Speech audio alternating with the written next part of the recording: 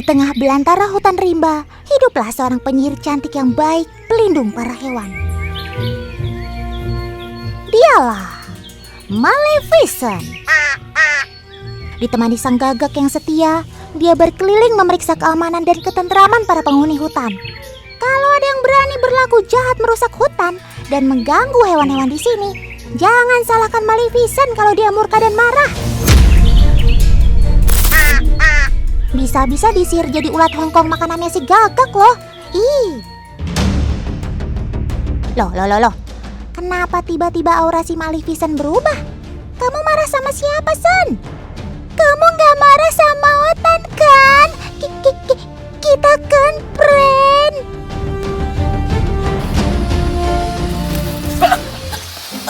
Aduh, burungnya terbang lah. Jangan nongol juga lah. Ulang. Ternyata Kak Gaby lagi syuting video klip ala-ala cosplay toh.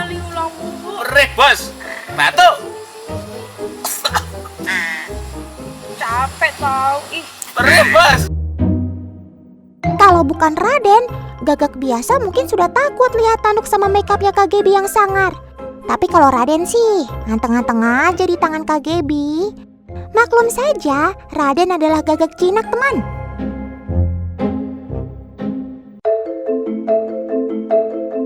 Oh iya, teman di rumah mungkin pernah dengar tentang mitos burung gagak di berbagai negara.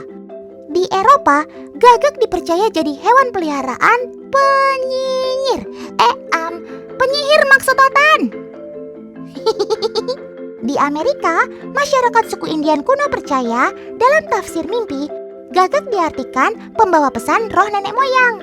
Bahkan, masyarakat Tiongkok percaya kalau kehadiran gagak adalah pertanda nasib sial akan datang. Semua hal buruk itu melekat pada gagak karena sifat-sifat alami yang dimilikinya, teman. Dari ciri fisiknya saja, gagak berwarna hitam pekat dan suaranya yang serak dan parau terdengar mengerikan. Apalagi saat kawanan gagak bermigrasi dalam jumlah yang banyak, terkesan sangat menakutkan dan sukanya keroyokan. Padahal nih, banyak sifat baik dari burung gagak yang bisa kita tiru loh. Salah satunya, sifat solidaritasnya antar sesama burung gagak. Mereka akan selalu bersama baik dalam suka maupun duka.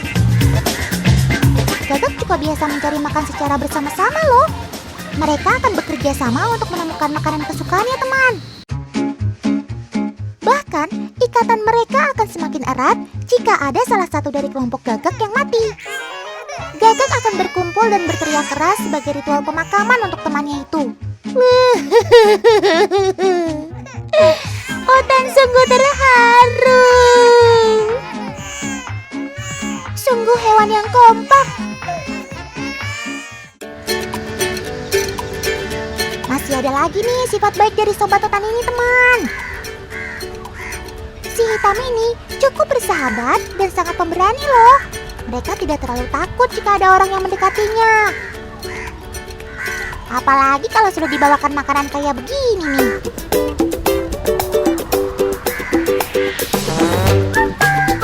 Ayo, yang jauh mendekat, yang dekat merapat.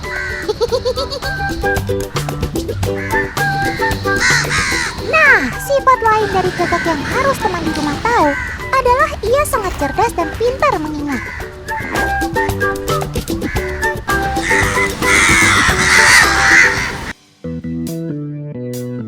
Nih ya, Otan buktikan, Kak Gaby sudah membawa beberapa tantangan. Yang pertama, Kak Gaby akan menghalangi makanan si gagak dengan wadah plastik ini, teman. Nah kan, si Raden langsung kepo-kepo. Dia langsung mengamati lubangnya dengan seksama sambil memikirkan cara untuk mengambil makanan di dalamnya. Sampai nungging-nungging gitu, Sob. Ketika sudah merasa aman, Raden lalu mencoba menyentuh, kemudian mendorong wadah plastiknya dengan paruh. Dan GPL, gak pakai lama, si Raden langsung yakin berani mengangkat wadahnya. Itu semua terjadi karena Raden mampu membuat kesimpulan setelah mengamati wadah ini tidak berbahaya kalau disentuh dan ternyata ringan ketika diangkat. Good job, Raden. Hats, Otan punya tantangan kotak makanan yang lebih sulit nih buat kamu. Wadahnya lebih rapat dan tidak bercelah. Kira-kira kamu bisa membukanya nggak ya? Naluri liarnya langsung berusaha merusak si kotak dengan cakar dan paruh, teman. Mulai dari menginjak, mematuk, hingga mencongkel. Tapi ternyata kamu masih waspada ya, Sob. Disangka kotaknya menyerang balik, langsung loncat. Dan setelah mengamati dengan seksama, akhirnya Raden menemukan cara membuka kotak dengan membantingnya. Kermaks, keren maksimal. Sekali berhasil melakukan, maka tantangan ini tidak jadi masalah lagi buat Raden. Terbukti kan kepintaran si Gagak memecahkan masalah? Oke deh, silakan makan sepuasnya, Sob.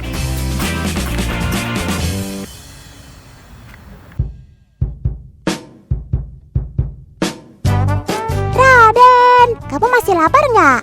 Otan masih penasaran nih. Kira-kira kalau makanannya di dalam air, kamu berani mengambil nggak ya? Oke, Markibuk, mari kita buktikan.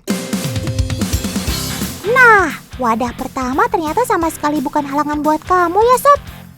Karena panjang paruhnya mampu menjangkau dengan mudah makanan di bagian bawah wadahnya. Coba kita cek di wadah kedua. Sepertinya kamu gak selera mencari akal makan di wadah kedua ya, Sob.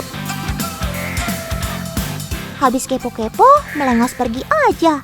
Mungkin karena Raden melihat posisi makanannya terlalu dalam. Maklum saja, Otan sengaja pakai wadah yang tinggi dan sempit, sementara airnya diisi full. Dan Raden akhirnya lebih memilih fokus makan di wadah ketiga. Meskipun jumlah airnya banyak, tapi Raden masih bisa memasukkan kepalanya dan menjangkau makanan dengan paruhnya. Kok kayaknya Otan lihat barusan di matamu ada yang aneh sih? Teman di rumah, lihat ada putih-putih bergerak gitu nggak di matanya tadi? Waktunya detektif Otan mencari tahu lebih dalam nih.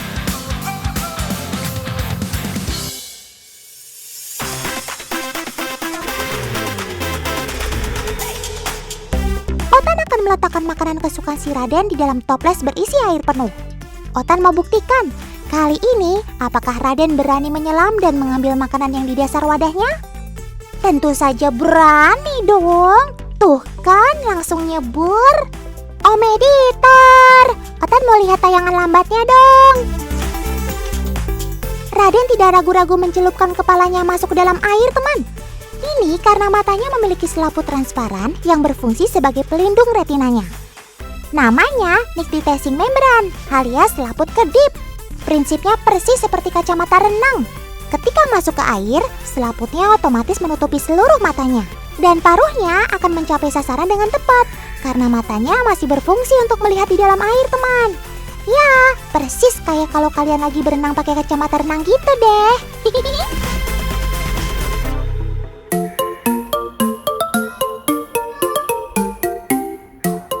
Wah, kamu kok tiba-tiba berpose aneh gitu sih, Sob? Yang lagi nangkring pada mangap bareng-bareng. Yang ini malah buka sayap lebar-lebar.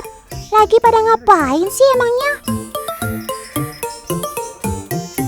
Buat yang pada penasaran, nih Otan kasih tahu alasannya. Gagak memiliki kebiasaan berjemur matahari, teman. Tujuannya untuk memelihara bulu yang basah dari bakteri dan parasit yang hinggap di tubuhnya. Gagak memanfaatkan panasnya sinar matahari untuk membersihkan diri. Menurut ensiklopedia yang Otan baca, bakteri Bacillus licheniformis akan mati di bawah paparan matahari terik seperti ini. Itulah mengapa si Gagak membuka sayapnya lebar-lebar dan berdiri mematung seperti itu. Namun, terik sinar matahari juga berbahaya buat tubuhnya, teman. Kalau kelamaan berjemur, Gagak bisa mati kepanasan atau karena dehidrasi. Burung tidak bisa mengatur suhu tubuh dengan cara berkeringat seperti manusia, teman. Itulah sebabnya mereka membuka mulutnya lebar-lebar untuk menggetarkan otot lehernya sebagai cara proses pelepasan panas tubuh dan penguapan cairan. Sayapnya juga dibuka lebar-lebar untuk mengalirkan udara sejuk ke bagian dalam sayapnya. Jadi nggak cukup pakai air. Kamu ternyata juga mandi dengan cahaya matahari ya, Sob.